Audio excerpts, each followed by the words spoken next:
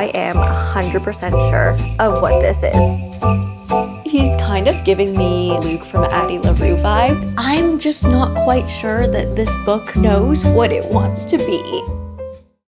Hi everyone, it's me. Welcome to Bookmas Day 10. It is so dark this morning. I think you guys can see I have my light on right now. It's just, I don't know if it's just like dark because it's winter or because it's earlier than when I normally start, or because there's a big snowstorm today.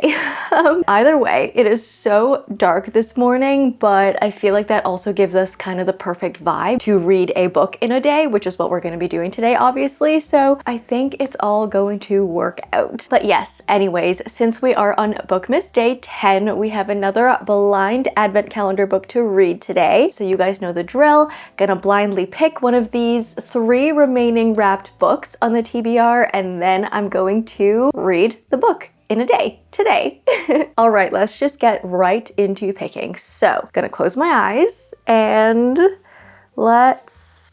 I just touched this one. I feel like now that we're getting to the bottom of the pack for selections, I just need to pick whichever one I touch first. So this one's really cute. This might actually be one of my favorite ones. I love the green on it, but I think I'm like 100% sure of what this is because we only have 3 books remaining. I do remember what books I wrapped, and this is the largest book that I wrapped in the batch. It's also a hardcover, so I am 100% sure of what this is, and my guess is House of the Beast by Michelle Wong, which I'm very excited about. Just in case I am wrong, I'm gonna close my eyes and unwrap this and see what is actually inside.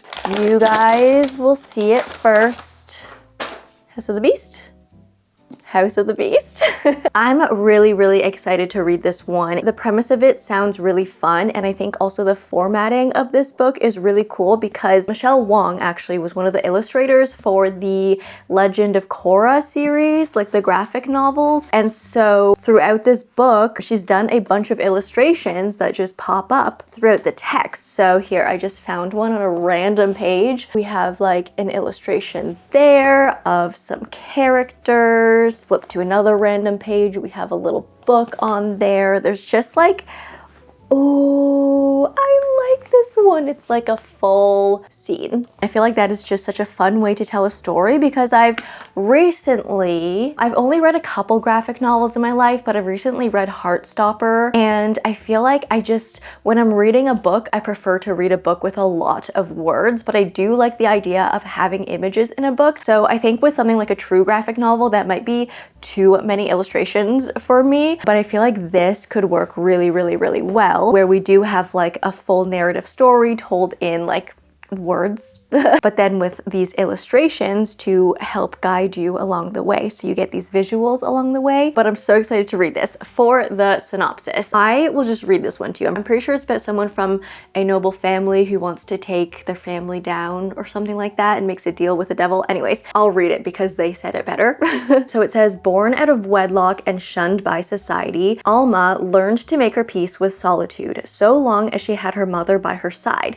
When her mother becomes gravely ill, Alma discovers a clue about her estranged father and writes a message begging for help. Little does she know that she is a bastard of House Avera, one of the 4 noble families that serve the gods and are imbued with their powers, and her father is a vessel of the dread beast, the most frightening god of all, a harbinger of death. In a desperate exchange for her mother's medicine, Alma agrees to sacrifice her left arm to the beast in a ceremony that will bind her forever to the house and its deity. Regardless, her mother soon passes, leaving Alma trapped inside the Avera's grand estate, despised by her relatives and nothing but a pawn in her father's schemes. Now, vengeance is the only thing that keeps Alma going. That and the strange connection she has with her god, a monster who is constantly by her side, an eldritch being taking the form of a beautiful prince with starlight hair, whom only she can see. He tells Alma that she has been chosen to bring change upon their world, and with his help, Alma plots a perilous journey to destroy the house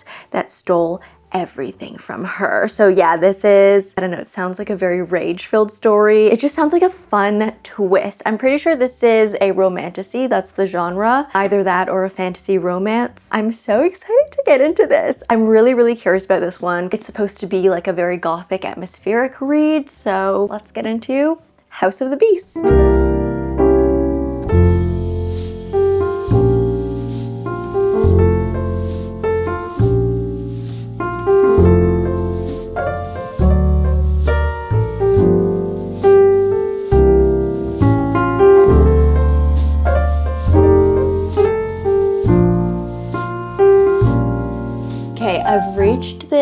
part 2 section. I'm about 70 pages in. I'm really liking this so far. I'm really liking it. It's definitely reading more like a gothic horror fantasy over a romantasy. I'm not actually even sure if this book is a romantasy at all. I had just assumed it for some reason. But yeah, it's definitely reading more gothic horror fantasy, which I'm really loving actually. The style of writing so far feels like a dark fairy tale, which I absolutely love. If I were to think of another book to compare to this writing style, I don't know if I can think of one right now. Maybe Belladonna, just because I saw it behind me, but like not even really.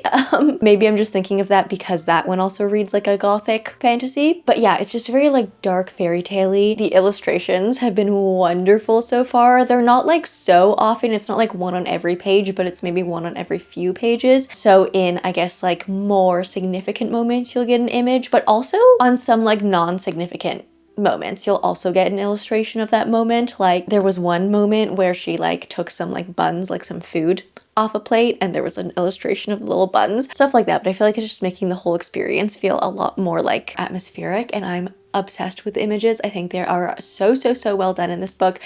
We've gotten like past like the initial setup phase, I guess. Like that's what the prologue and part 1 were. And so we've met, I think, the majority of the cast of our characters at this point, and we've met the Dread Beast at this point. And at the moment, he's kind of giving me like Luke from Addie LaRue vibes, which I'm really enjoying. He's not exactly the same as Luke from Addie LaRue, but just there are a few things that they have in common. So number 1, he's appearing as Alma's like imaginary friend that she came up with when she was younger. So that is something very similar to like what Luke did to Addie. And then also just the way he talks, like the things he says things like, I'll be with you forever, and like, it's just me and you together, stuff like that. So like there are a lot of things where like giving me Luke vibes, which I'm very excited about. I'm excited to read more about this dynamic. And yeah, I only have good things to say so far. I'm loving the writing, I'm loving the story, I'm loving the atmosphere. It is just a little bit gory, not so overly gory. I've definitely read like gorier books, but there are just some like violent parts that are depicted in a little bit more detail, and I am very happy reading this right now. There are some parts where I keep forgetting how young our protagonist is. She is only 11 years old at the start of this book. I'm not sure like how long the timeline spans in the story. Like I don't know if she'll grow older by the end, but she is like quite a child in the story, and I think that's also interesting to read about because the writing does feel not difficult to read. It's pretty easy to follow, but it's quite atmospheric, and as I mentioned, it is quite gory. So it feels like mature writing, but you're following this child character, and I think the contrast with that is working for me. So excited to continue on. This is a great pick for me right now. I also think this book is so underrated. I mean, I'm only 70 pages in, so like maybe it'll go downhill from here. Hopefully not, who knows? But I was looking at Goodreads, and this book has a 3.92 rating, so that's like not that bad, but it only has 3,392 ratings. I didn't really realize that this was an unknown book. I mean, I just picked it up at a like book fair we had here in Toronto over the summer, and I had heard about it previously, but I didn't realize that like not a lot of other people have heard about it. I also oh my god, that's so cool. I've been staring at this cover for a long time, but I've only really just looked at the details of the cover right now, and on the cover we have this like kind of beast thing, like a close-up of a beast's eye, and in the eye we have this kind of like, it's not holographic, but it's kind of like shimmery, shiny, and there's a really cool image in the eye as well as kind of like a reflection. This book is just really cool in general. Like, is there a cool inner design? Oh yeah, there is. There is a cool inner design under the dust jacket. Here, I'll show you. This is what it looks like under the dust jacket. That's the spine. That's one side. That's the other side. That is cool. I almost kind of want to read it naked. Maybe I should read it naked. You know what? Maybe I will. I'm gonna read this book naked today because it's really cool.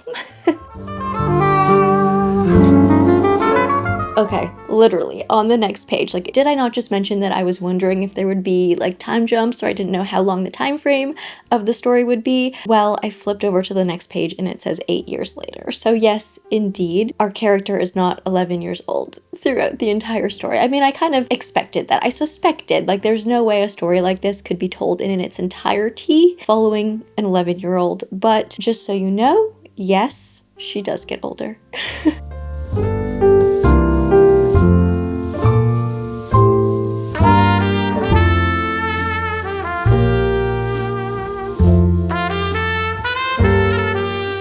I am in need of a tea refill. We have run empty, but I am 200 pages into this now. Am I really backlit?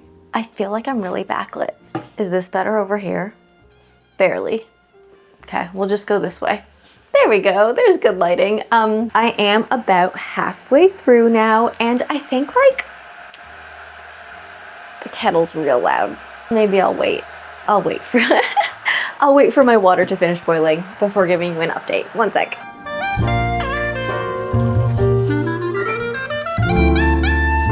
Okay, I'm back. I have my tea.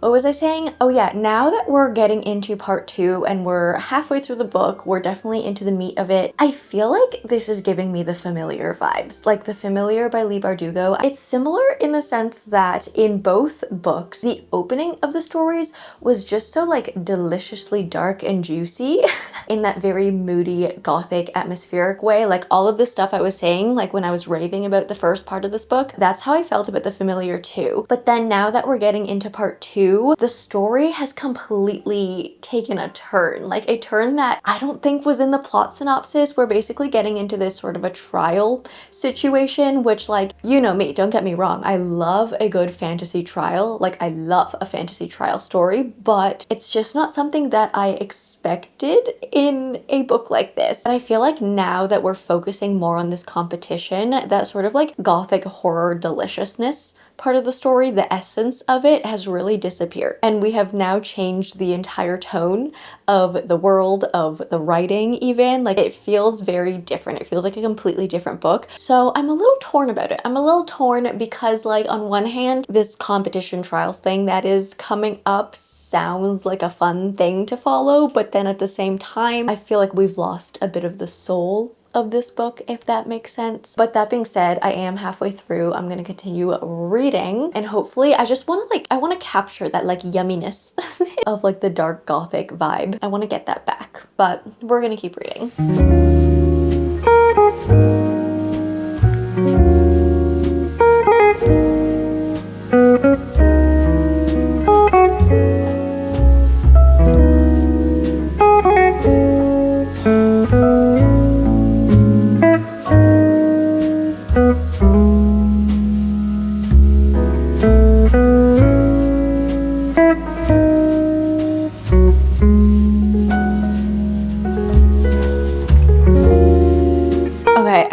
Just over 100 pages remaining, and for my last little update before we go ahead and finish the book, how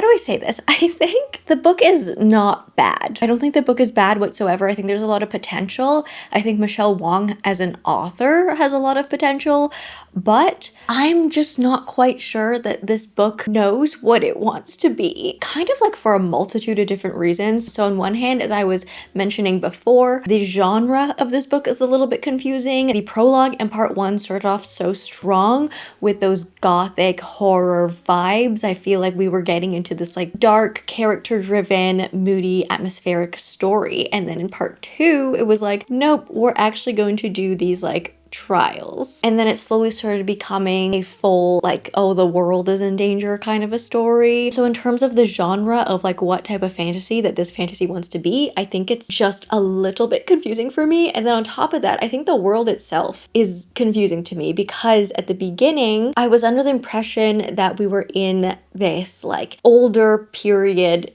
environment. Like, yes, it's a fantasy, so it, you know, it lives outside of time and space rules on the earth itself. But I think with just a lot of the things we were seeing, like we were seeing swords, like the clothing that we were wearing, the decor, the way the environment was described, it seemed very much like a period piece, like a fantasy world before technology was invented. And then there was one moment where televisions were mentioned. And so I was like, oh, so is this more like a modern day setting? And then as we continued on through the story, I feel like the dialogue even of our characters started feeling more and more and more modern, like modern slang was used. And so I think the time period started getting really muddled for me, making the world feel also very muddled for me. And then kind of my third point to this is our character Alma. I feel like she doesn't even really know what she wants. I'm not sure if this is fully a revenge story or like a redemption redemption story or a glory story, like wanting power. It seems like she's very confused in her motives, and that's making me very confused as a reader. And then even if you look at it like, oh, but she doesn't even know what she wants, like that's kind of the point. I feel like we're not even fully heavily leaning into that. But all that being said, I don't think this book is fully bad. I think there's a lot of promise with the writing. I am still enjoying the illustrated portion of the book, and I do think the story has some creative elements to it. Maybe, hopefully, the last 100 pages will solidify like what genre is this book? Like, what are we trying to do here? I don't know. Gonna finish reading this one and we'll see what happens.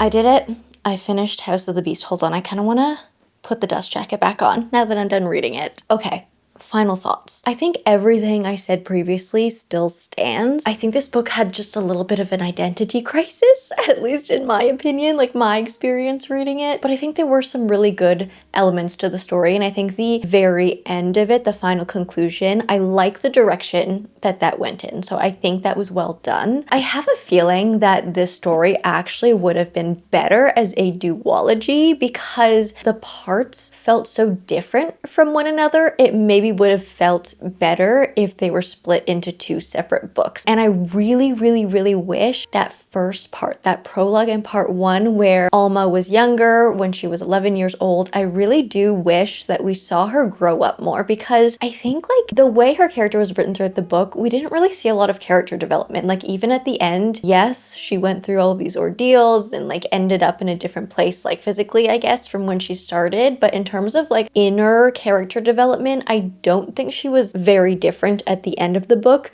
versus where she started at the beginning of the book. So I just think if we took some more time in developing her character, especially in that front part of the story, I think this would have been stronger. Like I just wanted to see more of her personal development and also her relationship develop with her father. All that being said, I think this book was still an enjoyable experience for me to read. I really truly love seeing the illustrations as I was reading the book. So while this wasn't a complete hit for me, I think I still would recommend this. I can see some people really, really loving this book, but yeah, to me, it felt almost like the same as how I felt while reading The Familiar. Like it just went in a direction I didn't want it to go. That's House of the Beast, gorgeous book. I think I'm gonna give it a 3.5. But I guess that wraps up Bookmas Day 10. Actually, no, current read. I have it right here behind me. I am currently reading Oathbringer by Brandon Sanderson. I know I've been vlogging my entire Stormlight Archive experience up to this point, but I decided to take Oathbringer for myself as sort of a selfish read and like just enjoy it off camera. So I've been slowly picking away at this beast in between filming Bookmas videos. But yeah,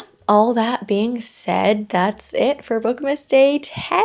Oh my gosh, we're really, really nearing the end here. If you enjoyed this video, please leave me a like and a comment. If you don't know what to comment down below, let me know which book you think we're gonna pick for our very last Bookmas read. So there are 2 left to pick from. I'm only gonna read one more, and it's between Welcome to the Hyunam Dong Bookshop and Great and Precious Things. So let me know which one you think we're gonna read last. And of course, if you like me, subscribe, do that bell thing, and I will see you in the next one. Bye!